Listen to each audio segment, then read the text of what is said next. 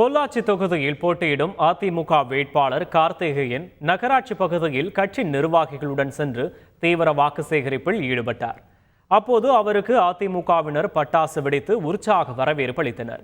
பின்னர் பொள்ளாச்சி லாரி உரிமையாளர் சங்க நிர்வாகிகளை சந்தித்து ஆதரவு திரட்டிய வேட்பாளர் கார்த்திகேயன் அதனைத் தொடர்ந்து வெங்காய மார்க்கெட் பகுதிக்கு சென்று வியாபாரிகள் மற்றும் கூலி தொழிலாளர்களை சந்தித்து இரட்டை இலை சின்னத்திற்கு வாக்குகளை சேகரித்தார்.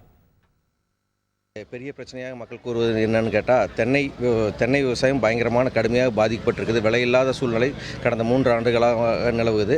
அதே மாதிரி தென்னை நார் சோர்ந்த தொழில்கள் திமுக அரசு கொடுத்த நெருக்கடிகளால் நலிவுற்றிருக்குது. இதனால் இந்த பகுதியோட பொருளாதாரமே பாதிக்கப்பட்டிருக்குது. அனைத்து தொழில்களுமே அதை சார்ந்திருக்கிற அனைத்து தொழில்களுமே முடங்கக்கூடிய சூழ்நிலை ஏற்பட்டிருக்குது. மக்கள் கடும் கஷ்டத்துக்கு உள்ளாகி கொண்டிருக்கிறார்கள். இது சம்பந்தமாக தேர்தலில் வெற்றி பெற்றேன் என்றால் இது தென்னை விலை உயரும், தேங்காய் விலை உயரவும், தென்னை நார் தொழிற்சாலைக்கு தேவையான உதவிகளை செய்யவும் குரல் கொடுப்பேன்.